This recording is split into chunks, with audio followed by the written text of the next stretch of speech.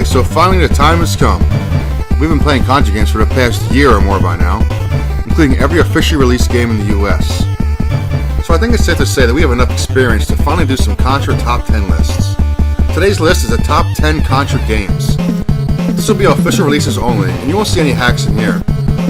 Oh, there'll be another list for that, don't worry.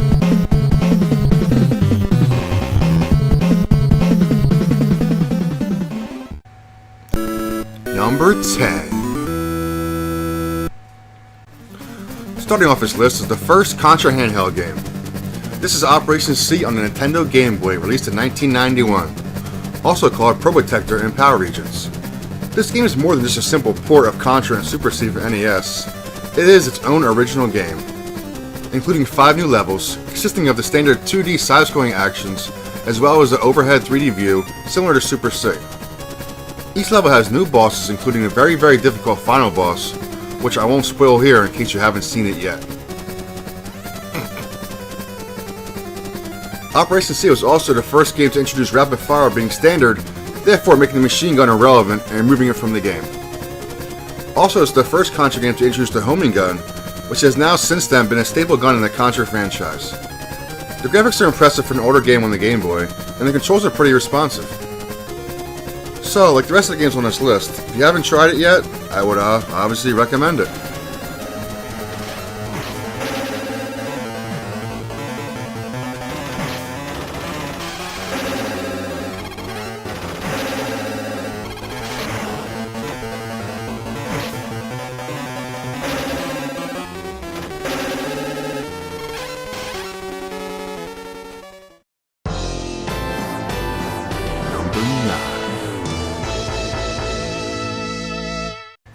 Contra Rebirth is a download-only title and was released on the Wii in 2009.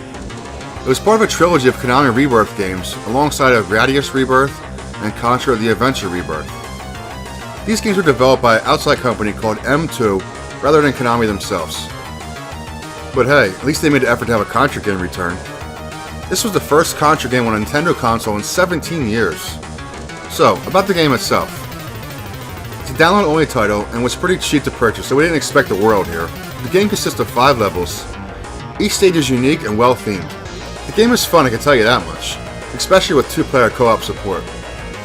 There are 2 playable characters from the start, Bill Riser and Genbi Yagyu from NeoContra.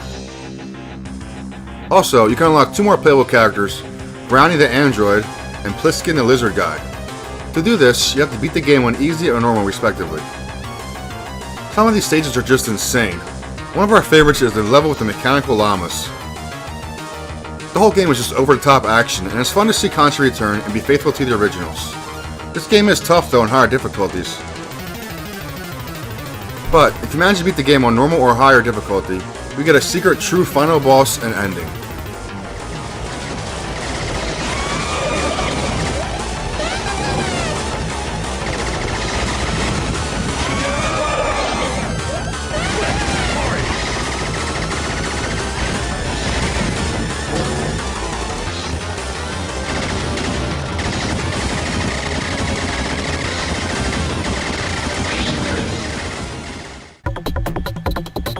Number 8. During the PS1 era, Konami outsourced 2 of their games to develop by a company called Appaloosa, which attempted to do a 3D approach to Contra. This really didn't turn out too well, and spoiler alert, these 2 games on PS1 are 2 of the worst Contra games ever. But in 2004, Konami returned to this 3D idea and developed and released their own title called NeoContra. This game ditches the tried and true Contra tradition of side-scrolling run and gun, and instead the game is in full 3D with no side-scrolling stages. In the beginning of the game, you choose from one of the weapon sets you'd like to use. These include 2 ground weapons and 1 weapon for locking on targets above you. This is one of the new ideas to this series, where you lock on an enemy in the air and release the button to shoot and destroy it. The mechanic isn't used all that much, but still works pretty well.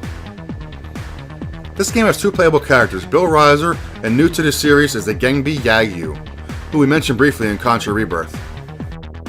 There's a ton of new additions to the gameplay, which we can't go into detail here, but I'll quickly mention them for you.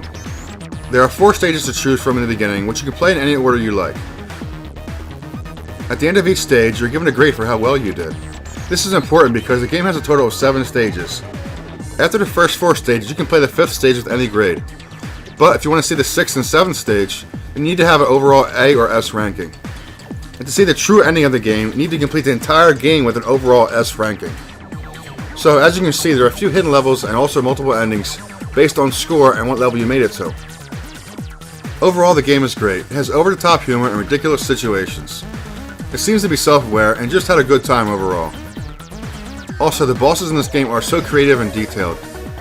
Konami did a good job by returning to develop their own Contra title.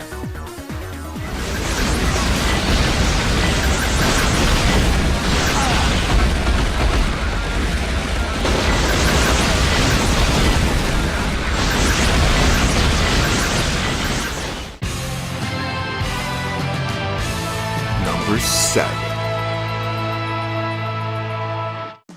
In 2011, Konami released Hardcore Uprising as a download-only title for the PS3 and Xbox 360. This is the last true Contra game to release on a console, not counting all that mobile stuff they tried to spit out over the years. So being that this is the final Contra game up to this point, how'd they do? Well, it's number 7 on this list, so obviously it's not bad. This time the game was outsourced to Arc System Works for development, and they did a great job. The look and feel of the game is definitely Contra. This game is meant to serve as a prequel to Contra Hardcore, in which you play as 2 playable characters, Colonel Bahamut or Crystal. Konami did release DLC to purchase 3 additional characters, Sayuri, Harley Daniels, and Leviathan. Hardcore Uprising has 2 modes of play, Rising Mode and Arcade Mode. Arcade Mode is the standard way you've always been playing Contra. Simply play the game. If you die, you lose a life. If you continue and lose all your lives, the game is over. In Rising Mode, which is very cool in my opinion, adds RPG elements to the game. During the game you earn the CP, which is a currency. Then you can visit the shop and upgrade your character. These upgrades are permanent, so every time you play the game in Rising Mode, you have all these cool upgrades you purchased.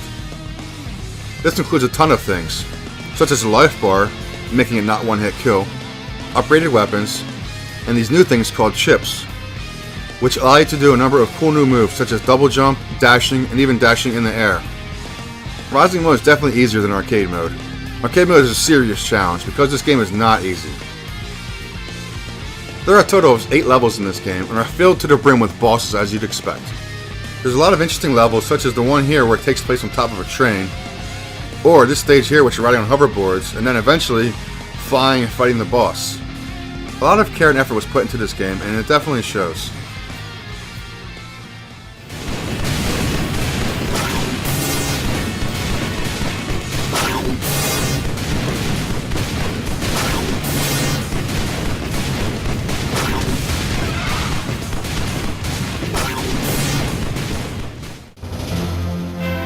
Number 6.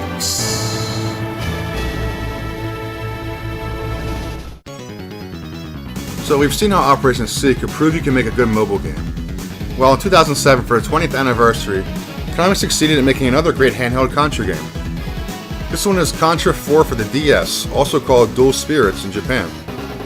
Developed once again by an outside company, this time WayForward Technologies. This game was the first original handheld game since Operation C back in 1991. Well, they brought it back with a blast, that's for sure. This game is jam-packed with goodies. But let's not get ahead of ourselves quite yet. The plot takes place after Contra 3 The Alien Wars, and features a ton of playable characters. To start with, you can play with Bill Reiser, Lance Bean, Mad Dog and Scorpion. But you can unlock other characters such as Pro Protector Robots, Jimbo and Sully from Contra 3, Sheena, and also Lucia. The game has a total of 9 levels, beautifully crafted, including a lot of new features such as the grapple hook mechanic, which is new to the series. Some of the stages even adopt the old forced 3D perspective from the original Contra game. Some of the stages and bosses are based off of other Contra titles, but there are also plenty of new levels and bosses to keep you wanting more. Once you beat the game, you can unlock Challenge Mode. This is where you unlock most of the extras. There are 40 challenges total, which unlock all the different characters, Contra and Super C to play, museum, sound test, an interview, and also this cool comic book.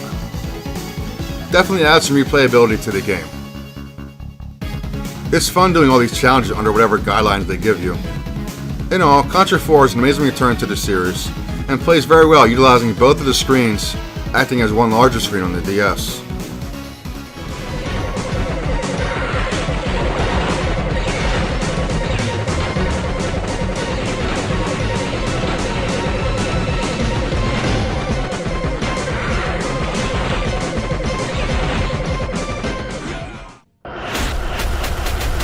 Number 5. In 2002, Konami released an amazing game called Contra Shadow Soldier. This was released on the PS2 and finally developed by Konami themselves. This game is also titled Shin Contra in Japan, meaning True Contra. And that's just what it is. True Contra. True to the Contra format. This is a 2-player side-scrolling run-and-gun action-packed game. This game introduced a lot of new mechanics that were later seen in NeoContra mostly, as well as some other games. First off, you start with 3 weapons, and you don't pick up any weapons the entire game. Each weapon has secondary fire, which means basically there's 6 weapons at your disposal for the entire game. Also introduced here, and later seen in NeoContra, is the grading system. On the screen you'll see a hit rate percentage. This increases for every enemy you kill, and if you don't miss anybody, it will be 100% by the end. Also, you're graded on how many times you die and continue. So if you want a perfect S ranking, you have to kill every enemy in the game and not get hit even once. That's definitely hard. NeoContra was a little more relaxed and forgiving on the S rankings. You could die once or twice and still make an S. With this game, no exceptions. This game also has the 4 stages in the beginning, of which you can choose in any order to play. Once you beat them, you can proceed to level 5, but just like in the future NeoContra game mentioned earlier, how many levels you see depends on how well you play. There's a total of 7 levels in the game. Should you be good enough to see them all. The playable characters this time are of course Bill Riser and a new character Lucia, who is a female cyborg whose job it is to watch over Bill Riser, who is blamed for a serious crime of killing tons of people. Anyway, the game is jam-packed with action and cool bosses. It has a bit of a serious, darker tone, which makes the levels and bosses seem even more creepier and cool than usual. If you're a fan of hard side-scrollers or any Contra game in general, this one is a must-have.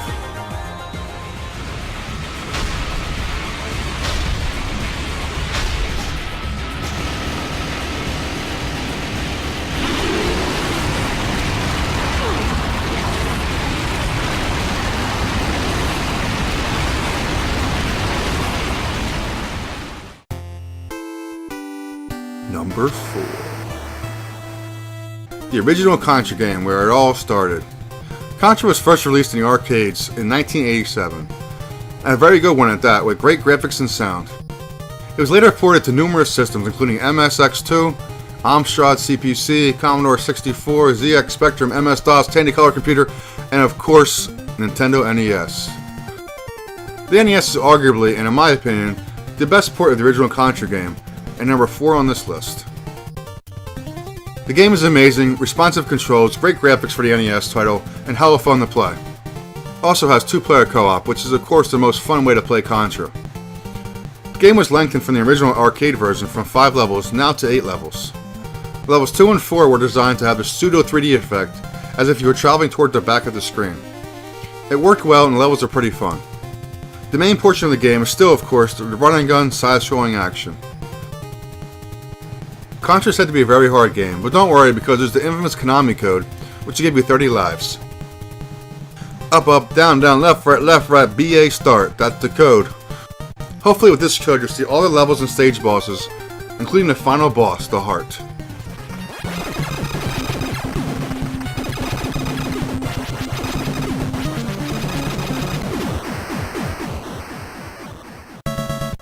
Number 3. Well, the original Contra is only number 4 on this list, and what could possibly be above that? Well, I believe its sequel, Super Contra, or just Super C, a slightly superior game. This was once again released in the arcades first as Super Contra, and later ported to home computers and consoles such as the Amiga, MS-DOS, and of course, Nintendo NES. Super C was more of the same stuff that we loved from the first Contra game, with a few new improvements. First off, I personally like the new 3D overhead levels, as opposed to the pseudo 3D levels from the first Contra game. It adds more to the run and gun feel, and also it's the first time we ever seen the boss Jagger Freud, who will be a recurring boss in most of the following Contra games, and has been a stable boss fight in all the Contra titles. The weapons are generally the same as Contra, with the machine gun, laser, fire, and spread, but the fire gun has been reworked and is a much better weapon this time around. The part here in level 4 moving up the elevator is also a nice touch. Speaking of level 4, this is one of the 3 new levels created just for this game. Yep, just like the NES Contra port, this port of Super C on the NES also added new levels that weren't seen in the arcade game. In the original arcade game, there were only 5 levels, and after the 5th level you fought Jagger Freud and the game was over. In the NES port, they added 3 new levels, including the base in Stage 4, the mountain in Stage 6, and the alien nest in Stage 7.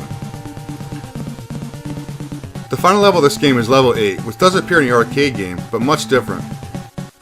In the arcade game it's level 4 and is a completely different boss. Yeah, no similarity to a xenomorph there.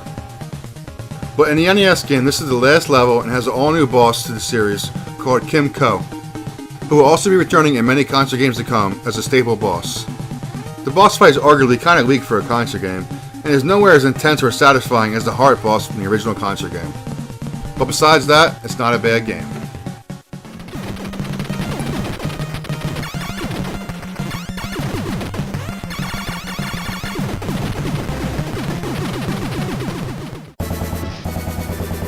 Number friggin' 2. With Contra and Super C out of the way, there was much hope and anticipation for what was to come next. Thankfully, Konami delivered with the Contra 3 The Alien Wars. This game was developed and released by Konami in 1992 for the Super Nintendo. It was also ported to the original Game Boy in 1995 and the Game Boy Advance in 2002. But for this list, we are focusing on the Super Nintendo version, which is in my opinion the best port without question. This time there was no arcade release, and the game went straight to home consoles of the Super Nintendo. This game added so much to this series and is also so jam-packed with stuff, it's nearly perfect. First off, they added a feature where you can carry up to 2 weapons this time, and switch between them with a push of a button.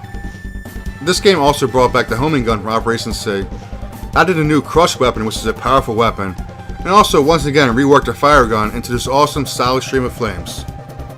Of course the S-gun is and always will be the best gun of the first 3 Contra games. In Contra 3 you take charge of Jimbo and Sully, who are said to be descendants of Bill and Lance. This was done for continuity reasons because this game takes place in the future, whereas Contra and Super Contra took place in the current times. But who cares about the story anyway? Let's get into the fun. Contra 3 only has 6 levels, but boy are they cram-packed with bosses in action. The third attempt at a view besides the normal side-scrolling view was done here, and it's not too bad. Now it's an overhead view where you can rotate yourself around looking for these pods. When all the pods are destroyed, the boss fight is triggered. The side-scrolling sections are where it's at though. This game introduced a ton of mini-bosses and new, more involved and memorable main bosses, including the turtle boss here in level 1, the crazy flying section here in level 4, and one of my favorite bosses, this robot called Big Fuzz from level 3. Towards the end of the game, you have to go through a gauntlet of bosses, including the first Contra's final boss, the Heart, Super C's final boss, Kim Koa, before finally getting to the main boss, another variation of Jagger Freud, this time with some new added fighting elements.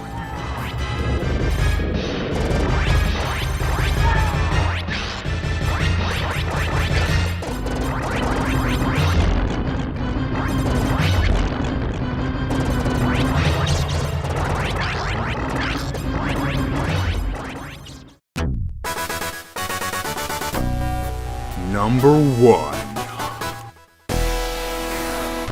What game could top Contra 3? What game is so good to be considered the best Contra game ever?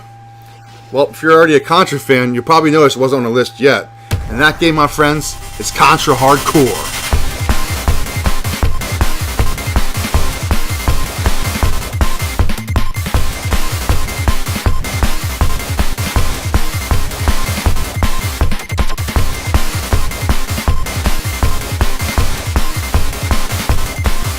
This is the first game to release on a Sega platform, of which that platform was a Sega Genesis in 1994.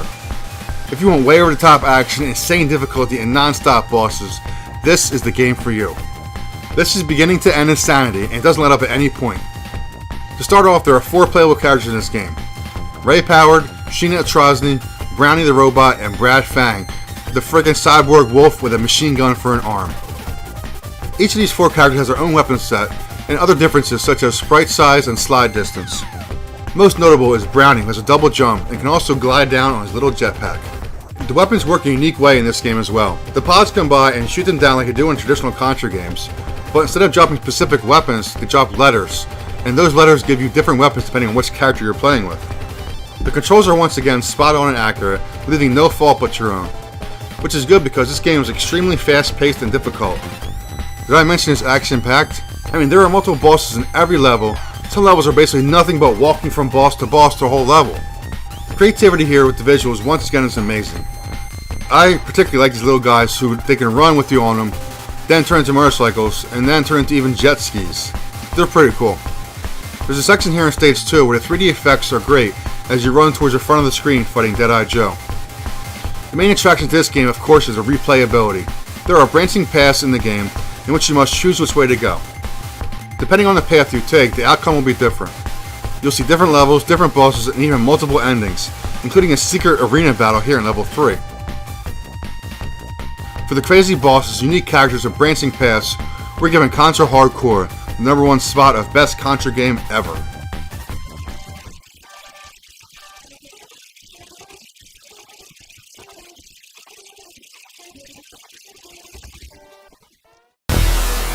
Hey guys, thanks for watching. If you want to see any of their full reviews of these games, click up here to the top right to watch our Contra playlist.